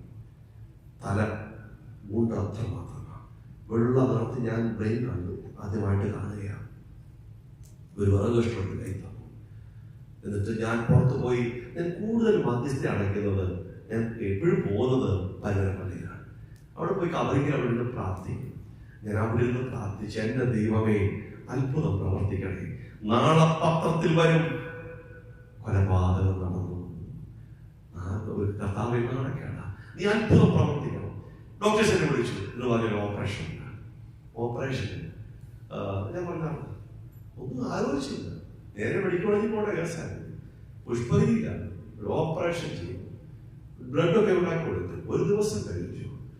ഞാൻ സക്സസ് ആണെന്നാലും ഞാൻ അകത്തോട്ട് ചേർന്നു. പ്രിയമുള്ളവരെ, എന്റെ ബോധം പോയി, അവന്റെ ബോധം വീണു. എന്നറിയാം, ഒരു ബില്ലൊക്കെ 1.25 ലക്ഷം രൂപ അടയ്ക്കാൻ. ഞാൻ പറഞ്ഞ അനാഥന, ഒരു നിവർത്തിയില്ല, അടച്ചേ പറ്റൂ. എല്ലാം കൂടെ ഉള്ളിപ്പുറക്കി ഞാൻ കുറച്ച് രൂപ കൊടുത്തു. അവസാനം 60,000 രൂപ കൊടുക്കണം. 60,000 രൂപയ്ക്ക് എവിടെ പോകും? സാമ്പത്തിക ബുദ്ധിമുട്ടുണ്ട്. പ്രിയമുള്ളവരെ, ഞാൻ എന്തിനറിയാമോ, 40,000 രൂപ റെഡിയാക്കി ഒരു ബ്ലാങ്ക് ചെക്ക് എടുത്തോണ്ട് 15 ദിവസം കഴിഞ്ഞപ്പോൾ ഞാൻ ചെല്ലുകയാണ് അദ്ദേഹത്തെ ഡിസ്ചാർജ് ആക്കാൻ. അവിടെ ചെന്ന് കൗണ്ടറിലോട്ട് കൊടുത്തു 40,000. പ്രദീപ് എന്ന അദ്ദേഹത്തിന്റെ പേര്. പ്രദീപിന്റെ കാശാണ്, 60,000 രൂപയാണ്. ഞാൻ പറഞ്ഞ 20,000 രൂപയുടെ ചെക്കാണ്, ബ്ലാങ്ക് ചെക്കാണ്, ഡേറ്റ് ചെക്ക്, ഡേറ്റ്. അവരെന്റെ മുഖത്ത് പോലും നോക്കാതെ പറയുക, ചെക്ക് സ്വീകാര്യമല്ല. ഞാൻ പറഞ്ഞു, ഞാനൊരു അച്ഛനാണ്. അവൻ മുഖത്ത് പോലും നോക്കാനുള്ള പറയാം, അച്ഛനായാലും കപ്പേരായാലും നിയമം ഒന്ന് തന്നെയാണ്. ഞാൻ നേരെ അച്ഛന്മാരിരിക്കുന്ന ആ ഓഫീസിൽ തോന്നും. അവിടെ എല്ലാ അച്ഛന്മാരെയും കണ്ടിട്ട് ഒരുപോലെ തോന്നുന്നു. കത്തോലിക്ക അച്ഛന്മാരാണ്. ഞാൻ ഒരച്ഛൻ കുറച്ച് തരാമോ? ഇല്ല അച്ഛൻ പറ്റത്തില്ല. അവിടെ ചെന്ന് അവിടുത്തെ അപ്പുറത്തെ ഒരച്ഛൻ പറഞ്ഞ ആ അച്ഛൻ ഈ അച്ഛനാണ്. എന്നെ അങ്ങോട്ടും ഇങ്ങോട്ടും ഒരു കൊച്ചച്ഛൻ എന്ന് പറഞ്ഞു 10,000 രൂപ കുറച്ച് തരാമോ? ബാക്കി 10,000 രൂപ വേണ്ടേ? ഞാനിങ്ങനെ നിൽക്കുക പുഷ്പഗിരിയിൽ. ആരോട് ചോദിക്കും? ഞാൻ പറഞ്ഞു, കരുതൽ. പ്രിയമുള്ളവരെ, ദൈവം മുൻപ് വരുന്നവനല്ല, ദൈവം താമസിച്ചു വരുന്നവനല്ല, ദൈവം സമയത്ത് വരുന്നവനാണ്. അനുഭവിച്ചറിഞ്ഞ വ്യക്തിയാണ് ഞാൻ. അങ്ങനെ സ്റ്റെപ്പിന്റെ മുമ്പിൽ നിൽക്കുക, ഒരു ചായ കുടിക്കാവുന്ന 1:30 മണിയായി. ഈ 10,000 രൂപ ഉണ്ടെങ്കിൽ അവരെ ഡിസ്ചാർജ് ആക്കാൻ പറ്റത്തുള്ളൂ. ഞാൻ ഒരു ചായ കുടിക്കാനായിട്ട് താഴോട്ട് വന്നപ്പോൾ ഒരു ചെറുപ്പക്കാരൻ ഒരു മോനെയും കൊണ്ട് മേപ്പോട്ട് കയറി. അവൻ എന്നെ നോക്കി, ഞാൻ അവനെയും നോക്കി. ഞാൻ നന്നായിട്ടൊക്കെ ചിരിച്ചു. കാരണം എവിടുന്ന് അനുഗ്രഹം വരുന്ന അറിയത്തില്ല. അവൻ എന്നെ നോക്കി അത് ചിരിച്ചു. ഈ അച്ഛന്മാര് ചിരിച്ചപ്പോ അവനൊരു സംശയവും തോന്നി. കാരണം എന്തോ ഒരു സൂചന ഉണ്ടല്ലോ. ഞാൻ മുന്നോട്ട് പോയി, അവൻ മേപ്പോട്ട് പോയി. സ്വാഭാവികമായിട്ട് ഞാൻ തിരിഞ്ഞു നോക്കി, അവനും തിരിഞ്ഞു നോക്കി. വീണ്ടും ഒരു ചിരി പാസാക്കി. ഞാൻ 2 ചിരി പാസാക്കി. കാരണം എവിടുന്ന നന്മ വരുന്ന അറിയത്തില്ല. അപ്പൊ അയാൾ എന്നോട് പറയാം, അച്ഛോ എന്റെ കൂടെ ഒന്ന് വരാമോ? എന്റെ സഹോദരൻ ഇവിടെ അഡ്മിറ്റാണ്, ലിവർ സിറോസിസ് ആണ്, അതിയാൽ ഗുരുതരായിരുന്നു. അച്ഛനൊന്ന് ഉപദേശിക്കുക. പ്രാർത്ഥനയും ഉപദേശവും അദ്ദേഹത്തിന് ഇഷ്ടമല്ല. ഇച്ചിരി ഗ്യാപ്പിട്ട് നിൽക്കാവൂ. ഞാൻ പറഞ്ഞു, ഒരു പ്രസംഗമായിക്കോട്ടെ, സമയം ഇഷ്ടം പോലുണ്ട്. അപ്പൊ അങ്ങോട്ട് മാറി ഇരുന്നിട്ട് ഞാനൊരു പ്രസംഗമൊക്കെ നടത്തി, സുവിശേഷമൊക്കെ പ്രസംഗിച്ചു. പ്രാർത്ഥിച്ചു. ഞാൻ ചുറ്റി ഇറങ്ങി ഓരോടോട് നടന്ന് ഞാൻ പോവാന്ന് പറഞ്ഞ് ഇറങ്ങിയപ്പോ ഈ മനുഷ്യൻ ഓടി വന്നിട്ട് എന്നോട് പറഞ്ഞു, അച്ഛനങ്ങനെ പോകാതെ ഒരു പോക്കറ്റിൽ കൈയിട്ടിട്ട് കുറച്ച് പൈസ എന്റെ കൈകൊണ്ട് വെച്ച് തന്നു. ഞാൻ പറഞ്ഞു വേണ്ട, എന്തെങ്കിലും പറയണ്ടേ, വേണ്ടെന്നൊക്കെ പറഞ്ഞു. അപ്പൊ അദ്ദേഹം പറയാം, അച്ഛോ എന്റെ ഒരു സന്തോഷമല്ലോ, ഞാൻ വിചാരിച്ചു ഈ മനുഷ്യന്റെ സന്തോഷം ഞാനായിട്ട് എന്തിനാ മാറ്റുന്നത്, ഞാൻ സന്തോഷമാണെങ്കിൽ ഓക്കെ, നീ വാങ്ങിച്ചു. വാങ്ങിച്ചപ്പോ അത് എത്ര രൂപയോടെന്ന് അറിയാമോ? എത്ര രൂപ? 10,000 ഒന്നും. ഞാൻ നോക്കിയപ്പോൾ $200. സത്യം ഞാൻ പറഞ്ഞു, $200. ഞാൻ ഈ കാര്യം പറഞ്ഞു, ഇതുപോലെ വിഷയം അച്ഛന്റെ കാര്യം ചെയ്യും. ഞാൻ അമേരിക്കയിലാണ്. അതിന്റെ ആ ഇനിയും ഉള്ള ഭാഗം എന്താണ് നിങ്ങൾക്ക് അത്ഭുതമായിട്ട് തോന്നുന്നത്? ഞാൻ അമേരിക്കയിലാണ്. അച്ഛൻ എന്തെങ്കിലും ആവശ്യമുണ്ടെങ്കിൽ എന്നെ കോണ്ടാക്ട് ചെയ്താൽ മതി എന്ന് പറഞ്ഞ് അദ്ദേഹം ഈ മനുഷ്യനെ ഡിസ്ചാർജ് ആക്കാൻ വേണ്ടി വന്നു. ഞാൻ നമ്പറൊക്കെ കുറിച്ച് വെച്ചു. ഇപ്പൊ നിങ്ങളുടെ മനസ്സിലൂടെ പോകുന്ന എനിക്ക് മനസ്സിലായി. ഇതിനോടകം അച്ഛൻ അയാളെ ഒരു പരുവത്തിലാക്കി കാണുന്നു. പക്ഷേ അദ്ദേഹത്തിന്റെ ഭാഗ്യം, എന്റെ ദൗർഭാഗ്യം, ആ നമ്പറെ കളഞ്ഞുപോയി. ഇന്നും ഞാൻ അമേരിക്ക വന്നപ്പോ നോക്കി ആ നമ്പർ എവിടാ മനുഷ്യൻ, അദ്ദേഹത്തെ ഒന്ന് കണ്ടുമുട്ടാൻ കഴിയുമോ? ചിലപ്പോ ഇതിനകത്താണ് ഇരിപ്പുള്ളൂ അറിയില്ല, അദ്ദേഹം ഇവിടെക്കാൾ ഇരിപ്പുള്ളൂ അറിയത്തില്ല. ആ ചെറുപ്പക്കാരന്റെ രൂപവും ഭാവവും എനിക്ക് നന്നായിട്ട് അറിയാം. ഇൻ ചെയ്യുന്നത് പ്രിയമുള്ളവരെ, ദൈവദൂതനായിരുന്നു അദ്ദേഹം കരുതൽ. ഞാൻ പറഞ്ഞത് കരുതൽ. ദൈവം മുന്നമേ വരുന്നവരല്ല, ദൈവം താമസിച്ചു വരുന്നവരല്ല, ദൈവം സമയത്ത് വരുന്നവരാണ്. ഈ മകനെ കൈയും കാലും കെട്ടി യാഗം കഴിക്കാനായിട്ട് അബ്രഹാം ഒരുങ്ങുമ്പോൾ അവൻ മുഖം മറച്ചു ഇടത്തിലേക്കുണ്ട്. എന്നിട്ട് വാളെടുത്തിട്ട് കഴുത്തറക്കാനായി പോവുകയാണ്. തനിക്കറിയാം ദൈവം കരുതുന്നവരാണ്. പക്ഷെ കരുതലിന് വേണ്ടി കാത്തിരിക്കാതെ, എങ്ങും നോക്കാതെ തന്നെ ഏൽപ്പിച്ച ദൗത്യം ചെയ്യുന്ന അബ്രഹാം പിതാവ് ഒരു ശബ്ദം കേട്ടു, ഇവൻ എന്റെ പ്രിയപുത്രനാണ്. അവൻ നോക്കിയപ്പോൾ എന്താ, അബ്രഹാമേ വാളിന്റെ മേൽ കൈവയ്ക്കുന്നു. നോക്കിയപ്പോൾ കുഞ്ഞാണ്. ആ ഭാഗവും വഴിയാണ്. നമ്മുടെ ജീവിതത്തിൽ പ്രതിസന്ധികൾ വരുമ്പോൾ കരുതുന്ന ഒരു കർത്താവുണ്ട്. കരുതുന്നവൻ ഞാനല്ലയോ, കലങ്ങുന്നതെന്തിനു നീ, കണ്ണുനീരിന്റെ താഴ്വരയിൽ കൈവീഴിൽ ഇല്ല ഞാൻ നിന്നെ. ചെറുവാണം, കരുതുന്നവൻ ഞാനല്ലയോ, കലങ്ങുന്നതെന്തിനു നീ, കണ്ണുനീരിന്റെ താഴ്വരയിൽ ഇല്ല ഞാൻ നിന്നെ. കഷ്ടപ്പാടും വേദനകളും ജീവിതത്തിൽ വരുമ്പോൾ പ്രിയമുള്ളവരെ, ഭാഗ്യവതിയായി മാറിയ മറ്റു രഹസ്യം എന്നതറിയാമോ? നമുക്ക് വായിക്കാം. വിശുദ്ധ യോഹന്നാന്റെ സുവിശേഷം 19-ാം അധ്യായം 25-ാമത്തെ വാക്യം. 19:25. 19:25. Saint John 19:25. യേശുവിന്റെ ക്രൂശിനരികെ മാതാവ് നിന്നു. കണ്ടോ? വേദനകൾ വരുമ്പോൾ പുറമെടുക്കാതെ ക്രൂശിന്റെ ചുവട്ടിൽ വരണം. ഇപ്പോൾ നാം എവിടെയായിരിക്കുന്നത്? ഇപ്പോൾ നാം എവിടെയിരിക്കുന്നത്? ക്രൂശിന്റെ ചുവട്ടിലായിരിക്കുന്നത്. ക്രൂശ ഏറ്റവും ഉണ്ട്. ക്രൂശിന്റെ ചുവട്ടിൽ കരുതലുണ്ട്. ക്രൂശിന്റെ ചുവട്ടിൽ സ്നേഹമുണ്ട്. താൻ നിൽക്കുന്നത് കണ്ടിട്ട് പ്രാണവേദനയിലായി കഴിയുന്ന കർത്താവ് മാതാവിനെ നോക്കിക്കൊണ്ട് പറയുക, സ്ത്രീയെ ഇതാ നിന്റെ മകൻ. യോഹന്നാൻ നോക്കിക്കൊണ്ട് ഇതാ നിന്റെ അമ്മ. സംരക്ഷണം, കരുതൽ, ദൈവസ്നേഹം വെളിപ്പെടുന്ന സ്ഥലമാണ് ക്രൂശ്. ക്രൂശിന്റെ ചുവട്ടില് ദേവാലയത്തില് കടന്നു വന്ന് മുട്ടുകുത്തി കണ്ണീരോടെ പ്രാർത്ഥിച്ചാൽ അച്ചിത്തമ അനുഗ്രഹം കിട്ടും. ദൈവകൃപ. ഒരു ക്രൂശിന്റെ ചുവട്ടിൽ ഒരു മകൻ ഒരു യൗവനക്കാരൻ കടന്നു ചെന്നിട്ട് കർത്താവിനോട് ചോദിക്കുന്ന ഒരു ചോദ്യം എഴുതിയ ഒരു കലണ്ടർ ഞാൻ ഇയാളെ കണ്ടു. മുട്ടുകുത്തി കർത്താവിനോട് ചോദിക്കുക, oh Jesus, how much do you love me? എന്നെ എത്രമാത്രം നീ സ്നേഹിച്ചു? അപ്പോൾ അല്പസമയം കഴിഞ്ഞ് കർത്താവ് അവനോട് പറയുന്നതായി അവിടെ എഴുതി വെച്ചിരിക്കുന്നു, my dear son, this much, ഇത്രമാത്രം എന്റെ ജീവൻ തന്ന് നിന്നെ സ്നേഹിച്ചു.